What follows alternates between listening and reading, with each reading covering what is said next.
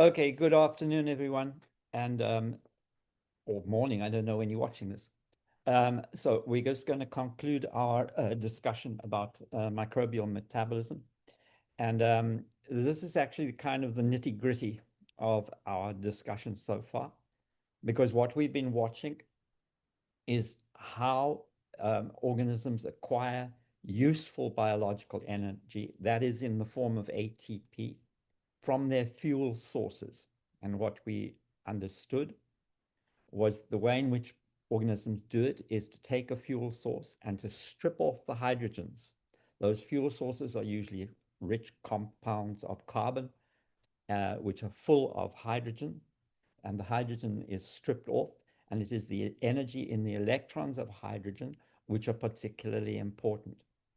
Now, all the way along the line, we've seen little small amounts of ATP being produced by various means, but we're going to end up with looking at an extremely efficient mechanism for producing ATP basically in bulk from all of the energy contained in the electrons, which get harvested through the processes that we're going to describe. So this is how cells actually acquire their energy from fuel sources. And we're discussing this major line of metabolic pathways, which we know as respiration or cellular respiration. And there are a number of sets of metabolic pathways, which we are going to discuss.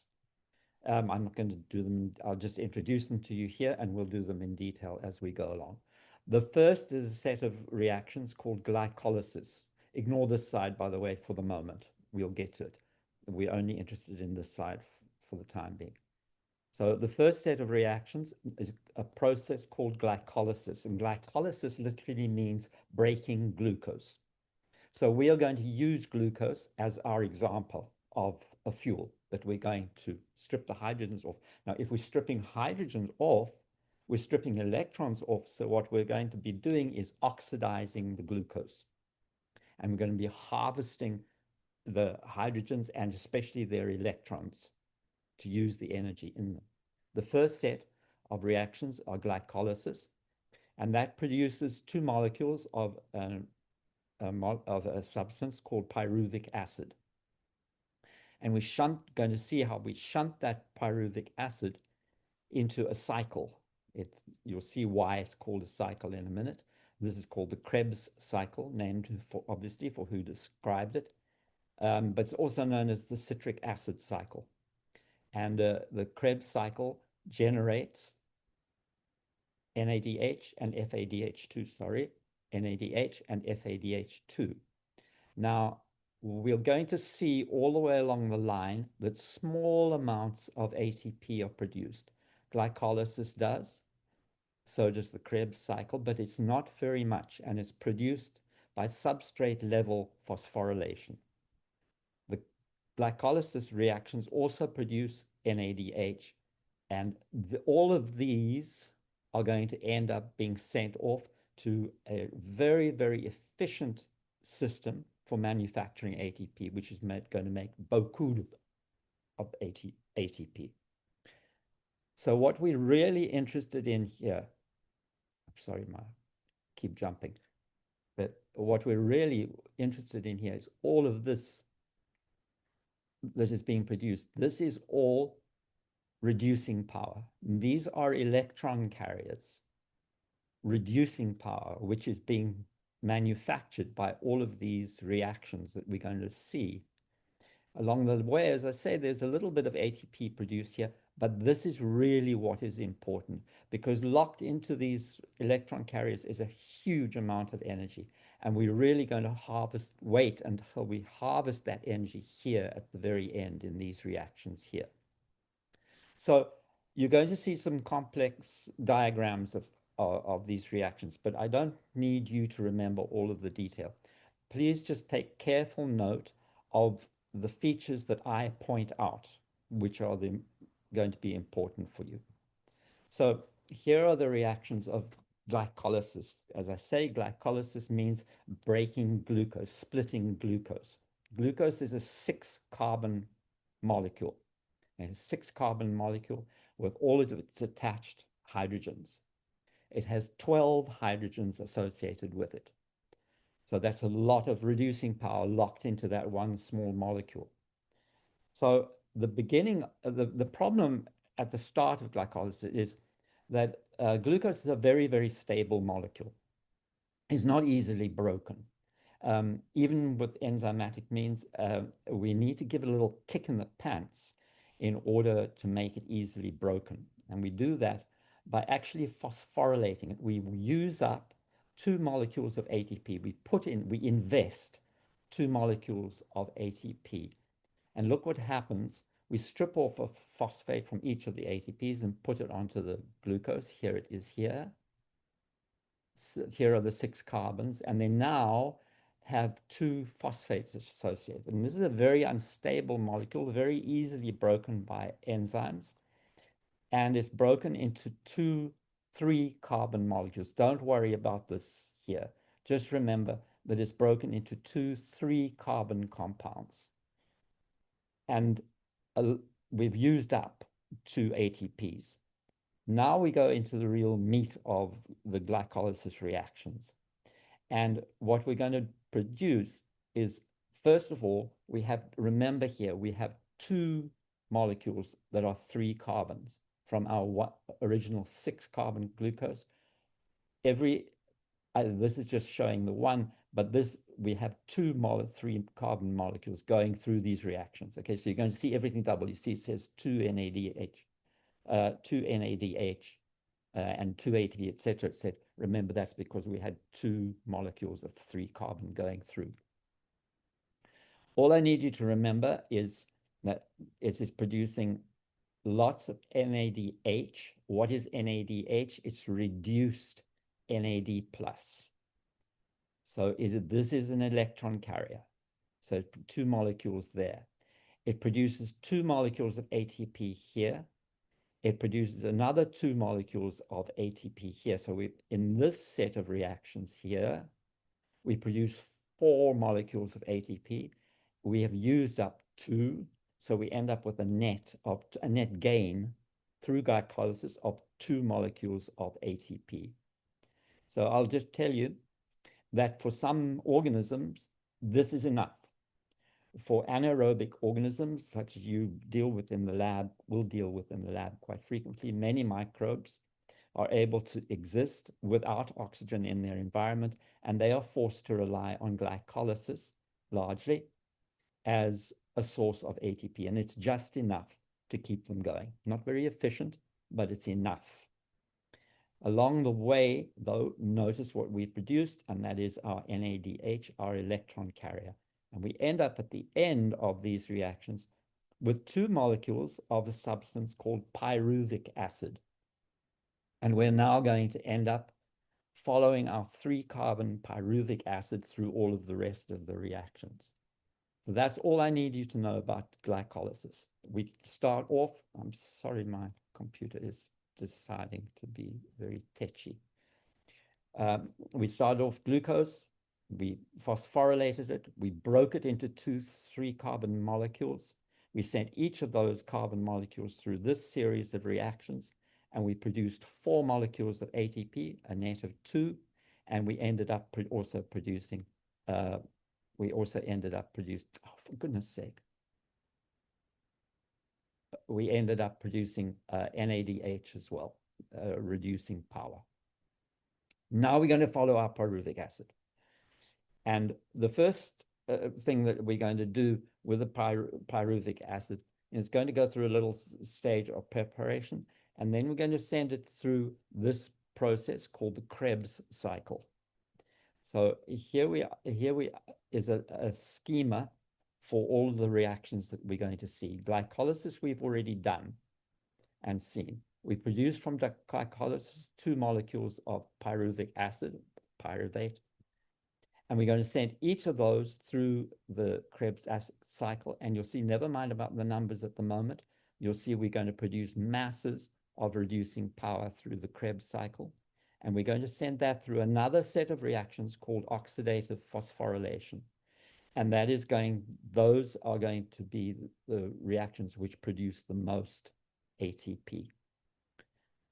So all along the line, what we are watching is we're watching a series of oxidative reactions, stripping off the hydrogens from our fuel until we're left with nothing, until we're left with none of our fuel left, except locked into our electron carriers and the small amount of ATP that we make along the line. So, but all of the carbons are going to disappear, and you'll see now how they disappear. Remember, we're putting into this cycle, the Krebs cycle, we're putting in a substance called pyruvic acid, which is 3 carbons. Here it is here. So count now, follow the numbers. We go through a little preparatory stage here. And in this stage here, we strip off a carbon, and guess where it goes? If you want to know where it goes, breathe out. Because this is the first molecule of carbon dioxide. And what we've done is we've stripped off a carbon from there, and we've stripped off its associated hydrogens, and we've sent them here to NAD+, and we have reduced it to NADH. Our first bit of reducing power from this Krebs cycle set of reactions. We end up with this 2 carbon. We've taken off 1. We end up with this 2 carbon. It's called acetyl coenzyme A. You don't need to remember the name, but the acetyl coenzyme A 1, 2 joins with this substrate here, oxaloacetic acid 1, 2, 3, 4, 5, 6. We form a new 6-carbon compound called citric acid. And I want you to remember that name purely because it's the very first product of the set of reactions in the cycle. And it gives its name to the cycle. It is most properly called the citric acid cycle, although commonly it's called the Krebs cycle after the professor who described it. We're going to watch this citric acid now. And we're going to go through and we're going to see how we strip off from the citric acid. We strip off the last of the carbons that we sent in up here. Here goes one here. Here's another carbon going off, it's carbon dioxide. And what do? We make another molecule of NADH. We do the same thing here. It carries on. We strip off another carbon there, and we make NADH. And that is the last carbon associated with our original fuel. But the cycle, this is a cycle. It continues round so that it can regenerate this, the oxaloacetic acid. Oxaloacetic acid is regenerated in the Krebs cycle. And along the way, all the way through, we make more reducing power. We've made reducing power there. We've made reducing power here, here, here, and here. Lots of reducing power. Those are all carrying hydrogens derived from the original fuel. And they are carrying a lot of energy associated with the electrons from those hydrogens. Now, in doing so, I just want to mention, we are splitting hydrogen apart. We're taking off its electrons. We're abstracting its electrons. And we are leaving behind protons, which are not mentioned in these diagrams. But they're really, really important. And I want to remind you that they are accumulating in this. They are accumulating in the cytoplasm. They are accumulating in solution. And lots of protons in solution make an acid. And this becomes very, very important, as you'll see in a minute. So this is what you need to remember about the Krebs cycle. We start off with a 3-carbon pyruvic acid. We strip off the carbons gradually. We send it into the cycle here. And along the way, we're making reducing power there, there, there, there, and there. And in addition, we do make a little bit of ATP from this cycle, but that's not its main importance. Its main importance is to create lots of reducing power to fill those electron carriers with electrons, as they do. So that's all that you need to know about the Krebs cycle. But now I need to introduce you to something completely different, a completely different kind of system. The systems I'm going to talk about now are membrane associated. In microbes, all of the other processes, glycolysis, the Krebs cycle, etc., are associated with the cytoplasm. They take place in solution in the cytoplasm. In eukaryotes, of course, these processes take place inside the mitochondrion. And in eukaryotes, the process of glycolysis takes place in the cytoplasm, but everything else takes place inside the mitochondrion. But in microbes, in prokaryotes rather, the processes of glycolysis and Krebs cycle take place in solution in the cytoplasm, and then we move to the membrane. Now I want the cell membrane. Now I want to remind you about the cell membrane, what its structure was. It is a bilayer of phospholipids, and embedded into the phospholipids can be many, many different proteins and other substances which have their own use and which give the cell membrane its living character. And we're going to look now at one of those systems, one of those living systems in the cell membrane. And it is a whole series of substances embedded into the cell membrane, which are electron carriers, but they only do so temporarily. They form a system where we'll start at the beginning with one. That substance gets reduced. It accepts electrons, but it only accepts them very temporarily. It then hands them off to the next substance. And then it hands it off to the next substance. It forms a cascade of electrons. Never mind the names of all of these substances here. But what is happening is that we're coming in and we are reducing one here. And this one sitting next to it is more powerful. It is a more powerful oxidizing agent. It actually pulls the electrons off this substance. But this one is even more powerful. It pulls the electrons off. This one pulls the electrons off. They are pulled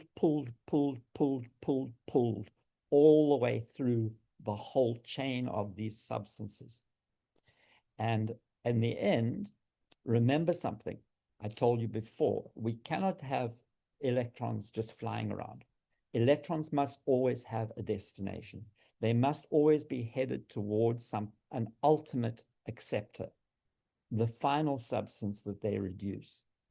And in this case, it is oxygen. That is why we breathe oxygen. That is why aerobic organisms, which are engaged in this process, which is called aerobic respiration, that is why we use oxygen. Oxygen is an extremely powerful electronegative substance. It is very attractive to electrons. So it is the ultimate oxidizer. It pulls the electrons to itself. And it, in fact, pulls the electrons all the way through so that they are forced through this cascade and will end up uniting with oxygen and actually forming water. So this is the purpose of oxygen. It is nothing but an electron sink for the process of aerobic respiration. It is the ultimate electron acceptor. So all of those electron carriers that we produced through all of those other processes, NADH, FADH2, they are going to donate their electrons now. And remember, this is all embedded into the plasma membrane. Here's a representation of what it looks like. So I want to remind you about one important thing that I told you right at the beginning of our classes. This cell membrane, thin as it is, forms a very profound barrier. And it is a barrier to the passage of certain ions. And as a result, it allows conditions on one side of the barrier to be different to conditions on the other side. If you like, it's an insulator. It prevents substances from moving easily from this side to this side. Now, in this diagram here, this here is the cytoplasm here. And this out here is the space outside. So if you consider the system, or you look at it in eukaryotes inside the mitochondrion, it's much the same. It's just the configuration is a bit different. But for prokaryotes, this is the outside, and this is the cytoplasm here. And so that's what we are going to be thinking of. So as I said, you don't need to remember all of these substances here, but do get an idea in your head that they are actually laid out in a physical three-dimensional form inside this membrane. They are in proximity to one another, and the electrons are handed over from one to the other. Each succeeding one is oxidizing the one before it. Each preceding one is reducing the one ahead of it. So these are a series of redox reactions. A redox reaction, redox reaction, redox reaction, redox reaction. As a result, the electrons are passed through all of these substances and end up finally being united with oxygen and protons to form water. So oxygen is the ultimate electron acceptor. But some important things are happening. As the electrons descend through the series of oxidation reactions, they lose energy. And that energy can actually be harvested, because some of these substances here are actually highly specialized transport proteins. And they are specialized to transport protons. Now remember something, all the way along the line I've reminded you, when we strip off electrons from a hydrogen and put them into electron carriers, we create protons along the way. We create a solution which is acid, which has an abundance of protons. Some of these substances here are specialized proton pumps, and they harvest the energy of the electrons passing through them by the redox reactions to pump protons to the outside. So for example, have a look here, and this one here is taking electrons from NADH. Here it's, you remember NADH is actually NADH plus H plus, but here is it's proton, associated proton here. But we're going to strip off the electrons, and we're going to make another proton. And those protons are going to be pumped out, and they go to the outside while the electrons are cascading here. The protons are pumped out here. Here's another one. This one takes electrons which are actually donated at this stage here by FADH2. Protons are pumped out to the outside. The electrons carry on cascading through the redox reactions. Here's a third one. This one is also pumping protons to the outside as the electrons cascade through. Why?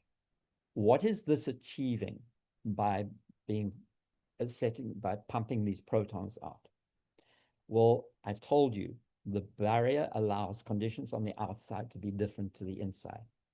What are the differences? The first difference is that there is a difference of charge. There are far more positive charges on this side in the person of the protons than there are on this side. This side here is more negative than that side. Here's a point. What do you call it if you have an insulator, and on one side of the insulator you accumulate lots of charge, say you accumulate lots of protons, and on the other side you accumulate lots of electrons or whatever. On one side you have lots of positives, and on the other side of your insulator you have lots of negatives. What do you call that? It's a battery. That is how a battery works. That's how the battery in a flashlight works. It is a system of insulators, which accumulate charge, differential charge on one side and on the other. And when you connect the two, charge flows, and you can harvest that and do work with it. As I pump, here's the second point of pumping protons out to this side. It took energy to do so. We got that energy from the electrons cascading through, but it is now locked into the protons on the side as potential energy. There are various forces now operating on these protons.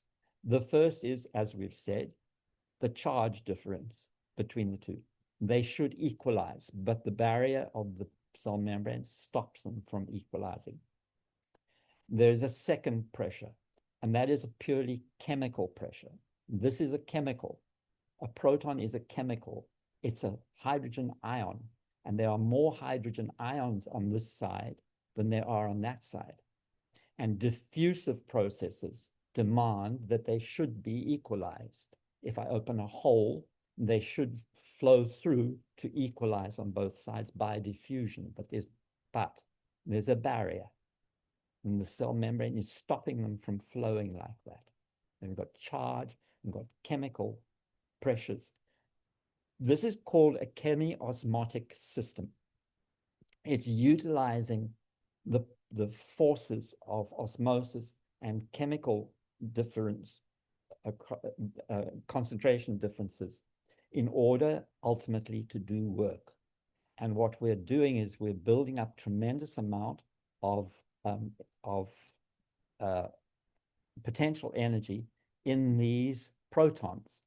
And that potential energy is coming from the electrons which are cascading through. As they go through, the energy is harvested to do the work of pumping the protons. So now how do we actually make use of that potential energy?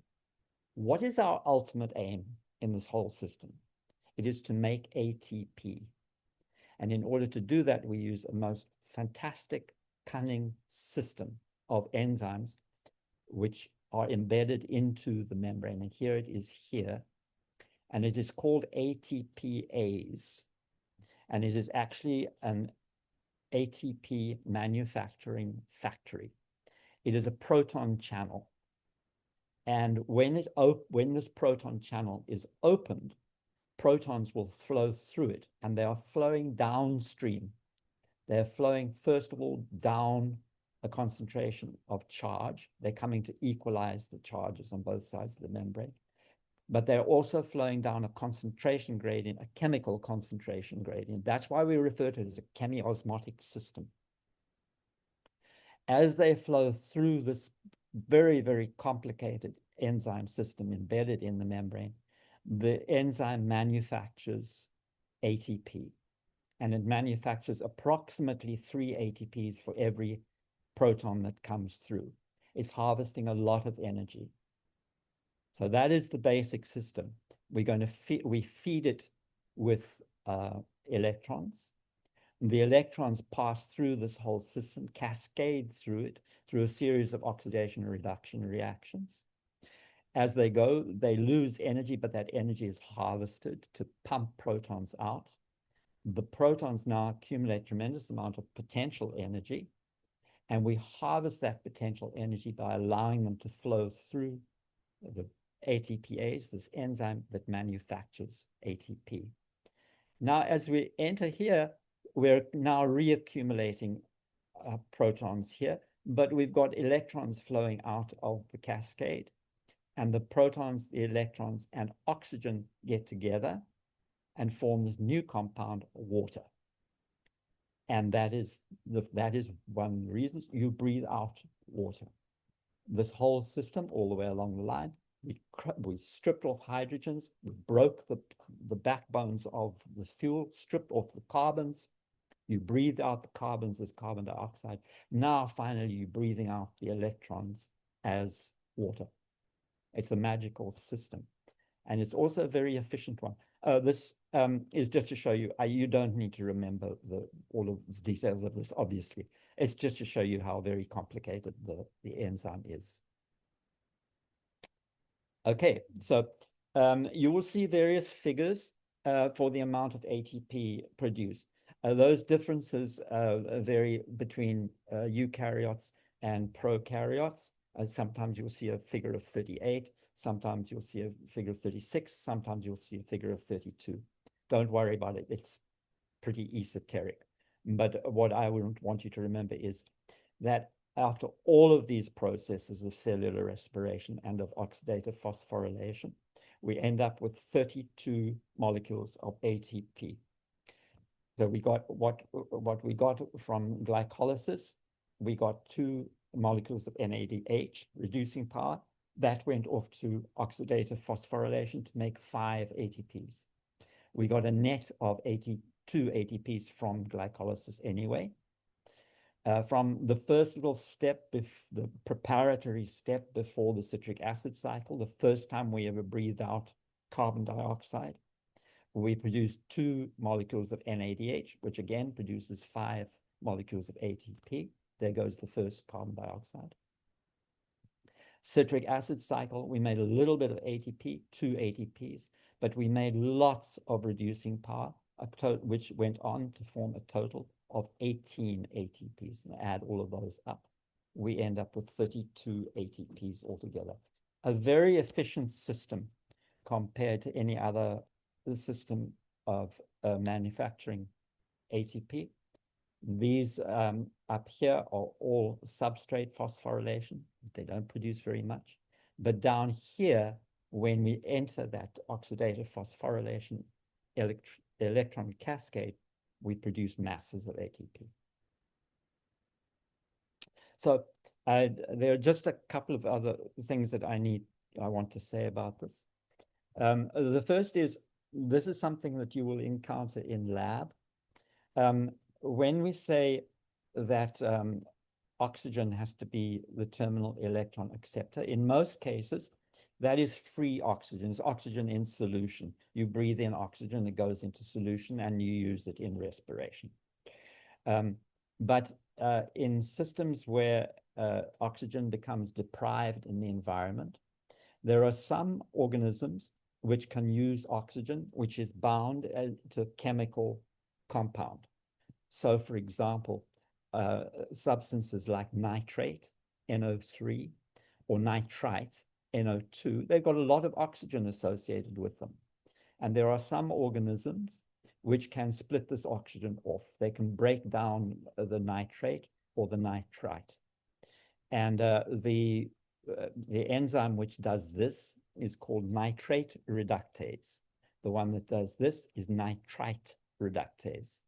And this is somewhat less efficient than aerobic respiration, but still produces a lot of ATP. It's an advantageous system if these organisms are in an anaerobic environment, one which does not have oxygen. Now, the reason that I mention this, I want you to remember it, is that this forms the basis of a very common discriminatory test in the laboratory.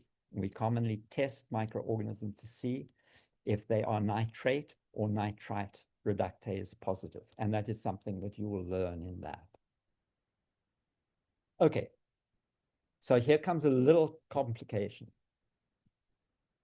It also has to do with what happens when we remove oxygen from the environment.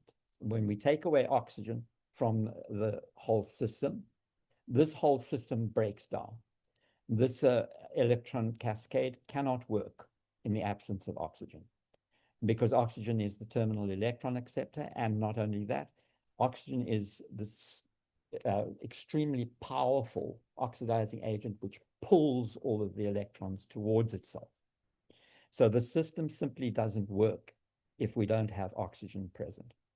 But life itself evolved in an a completely anaerobic environment. All the processes of life evolved in an environment in which there was no free oxygen. So how do they manage? There are many organisms which have a holdover from that evolutionary past and are able to live without free oxygen in their environment, or without resorting to anaerobic respiration, such as this system here. It's called anaerobic respiration. There are many which do not have that. Instead, they are able to rely on glycolysis alone as their source of ATP. It's not very efficient. They don't produce very much. And as a result, you usually find if you make an environment anaerobic, then the metabolic processes slow down tremendously. And they are not nearly as efficient as aerobic systems.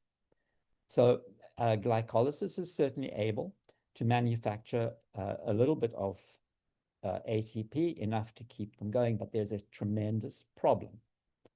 And that is, if you go back and look at the process of glycolysis, you'll remember that we produced NADH from glycolysis. So we took NAD plus, we reduced it to produce NADH, and our little bit of ATP.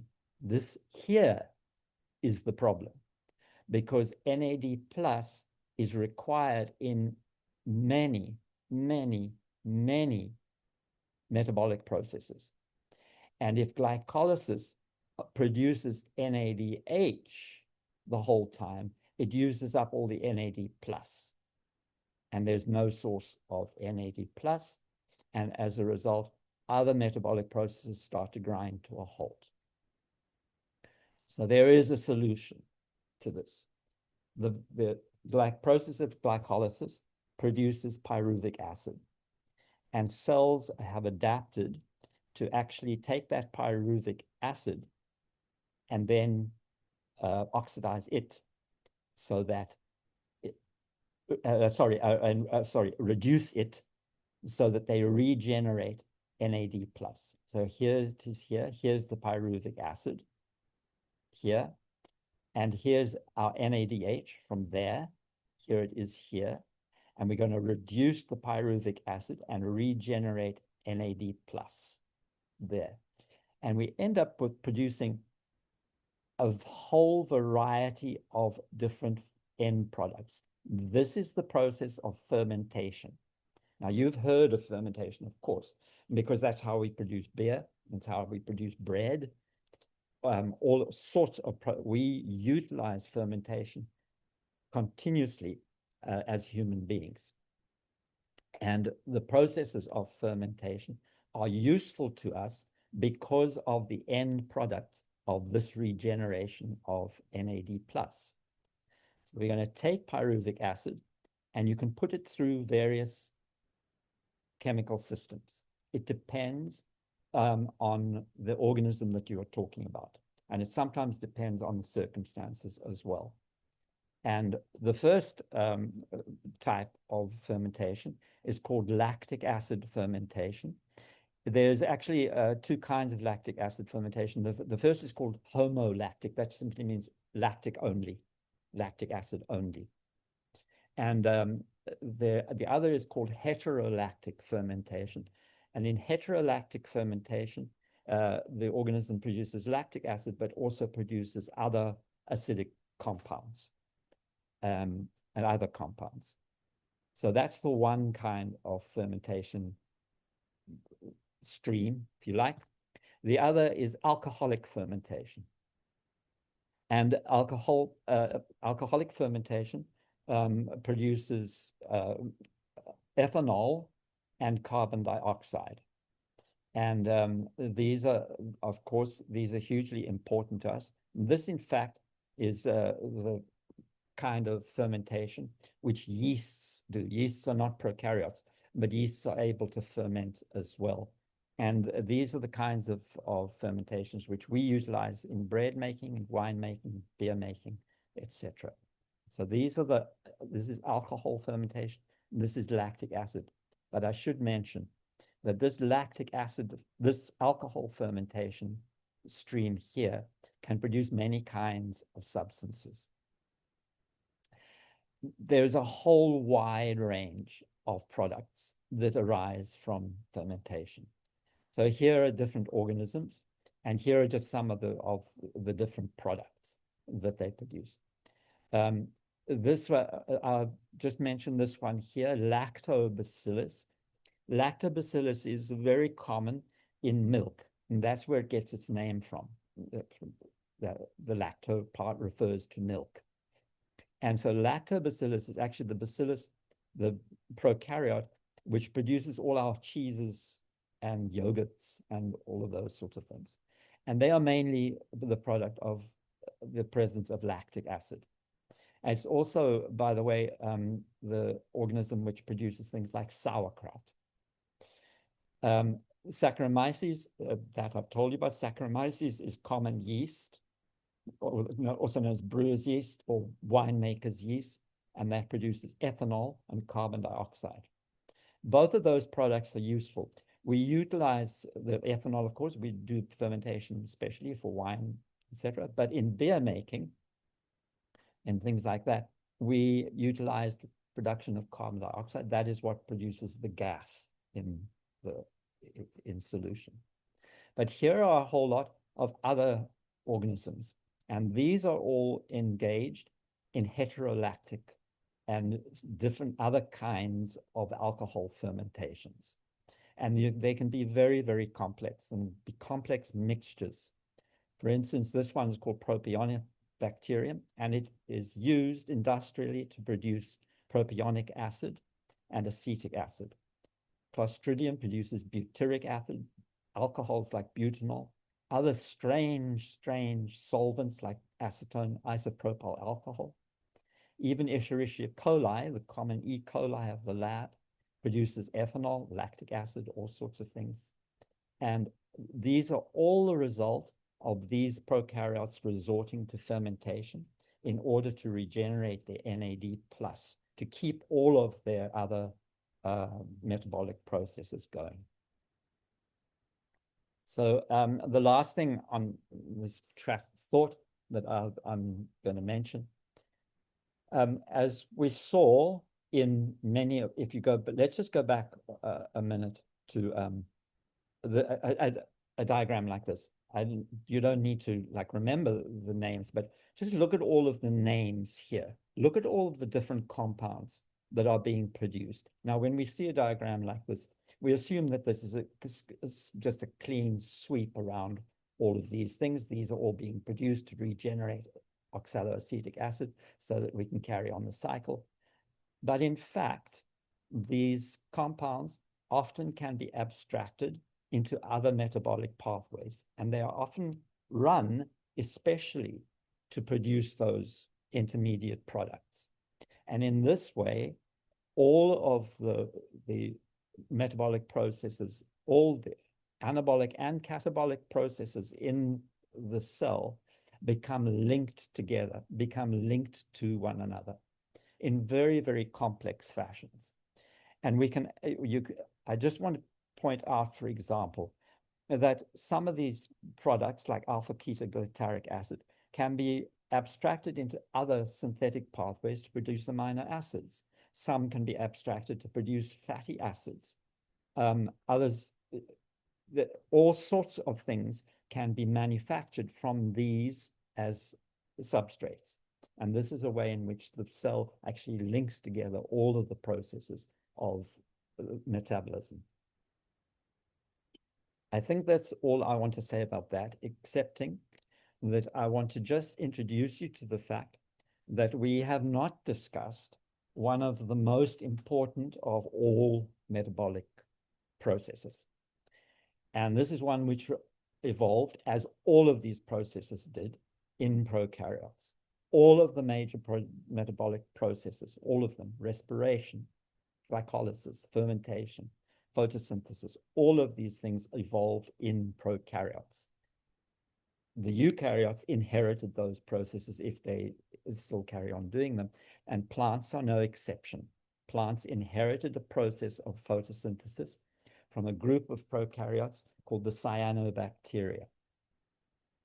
Now, I'm not going to go into this in any detail because I want you have to do a homework exercise where you go to the Howard Hughes Medical Institute site and utilize their movies about photosynthesis and a worksheet in order to work through this on your own. But I just want to point out a couple of things about photosynthesis.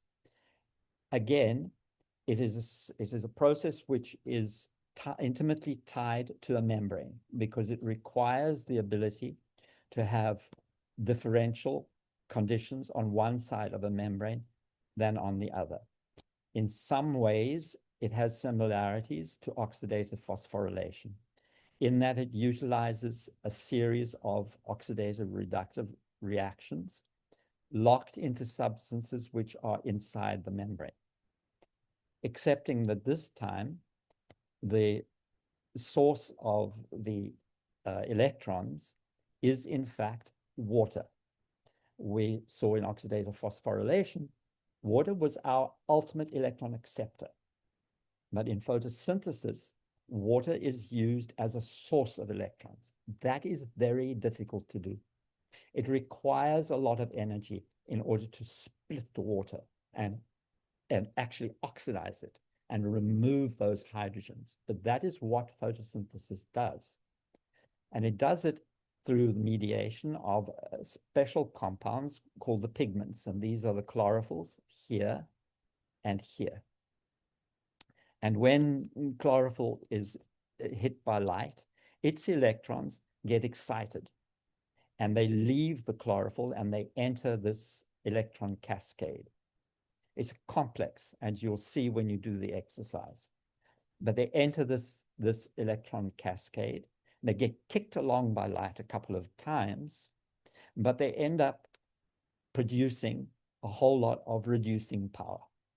They take the hydrogens from water and they end up producing reducing power. They also, by the way, end up producing ATP.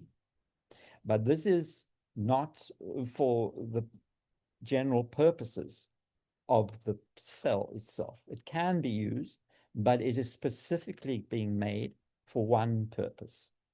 And that is that it is being made to be sent into this very complicated cycle, which is going to fix, that is, take carbon dioxide, and it is going to take that carbon dioxide and it is going to stick carbons together and reduce them so that it puts hydrogens on them. It is creating a fuel. It is creating, ultimately, it actually creates a sugar, which we recognize as glucose.